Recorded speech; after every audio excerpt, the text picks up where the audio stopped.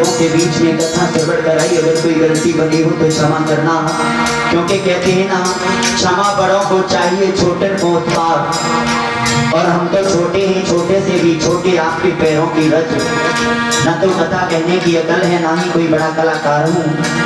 परम पूजनीय गुरुदेव विपिन बिहारी जी के आशीर्वाद से जो भी सीखा, जो भी इन्होंने प्रसाद दिया, वो आप लोगों के बीच में मैंने वितरण किया है।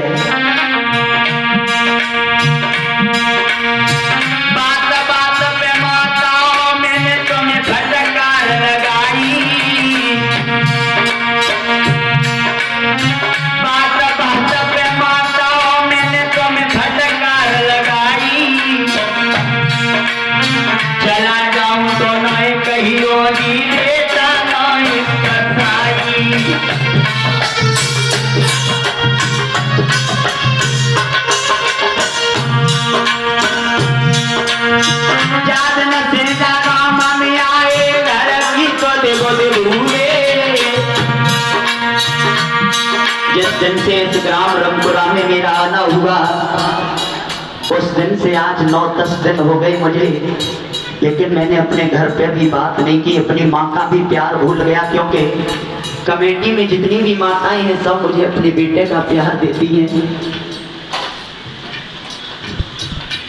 क्या ही कहूँ इन माताओं के बारे में। कहते हैं ना कि जब कन्हैया मथुरा के लिए गए तो वृंदावन में सखियों को छोड़ करके गए थे, लेकिन जब मैं यहाँ रमपुरा से जाता हूँ तो सखियों की जगह अपनी माताओं को छोड़ करके जाता हूँ। एक साल तक बड़ी याद आती है सबकी।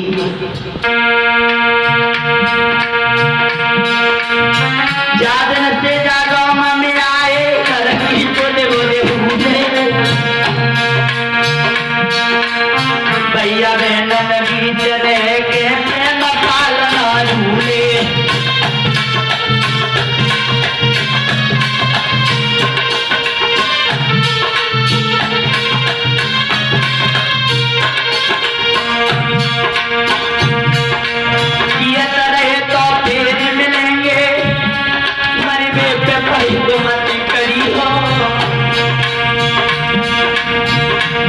जिंदा रहे तो फिर कभी मिलेंगे माताओं, क्योंकि इंसान की जिंदगी 100 वर्ष की है, लेकिन पल में क्या हो जाए ये कोई नहीं जानता है। शाम को जब सोते हैं तो यही सोच के सोते हैं कि सुबह जगेंगे, माताओं के दर्शन होंगे, बहनों के दर्शन होंगे, पिता समान बुजुर्ग फिर से मिलेंगे। लेकिन क्या पता है किसी रात वो नींद ऐसी आ जाए जो किसी का भी दर्शन न हो। ये दुनिया आनी जानी है, जो आया है वो से तो जाना है। ये तरह तो फिर मिलेंगे, मरिबे को पल को मत करियो, मेरो केवल ये तनो के ना ध्यान प्रभु को धरियो।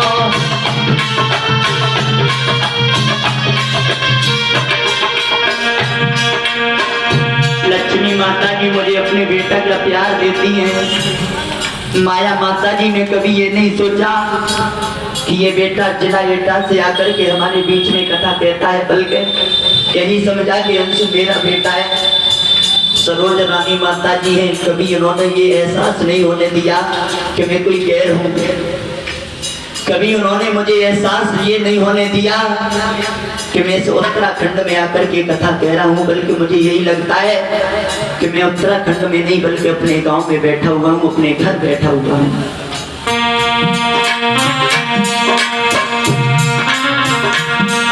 चलते चलते केवल इतना ही कहूँगा सभी माताओं से, अकेली बैठी होगी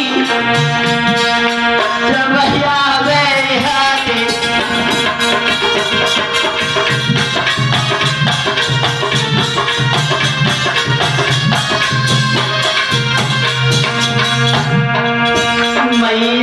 अकेली जब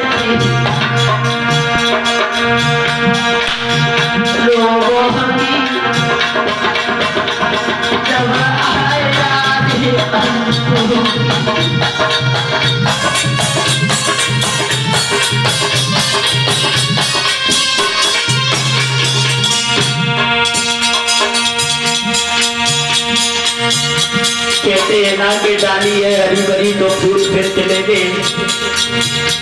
जिंदगी अगर काहे मरही तो किसी बोर्ड पे मैया फिर मिलेंगे।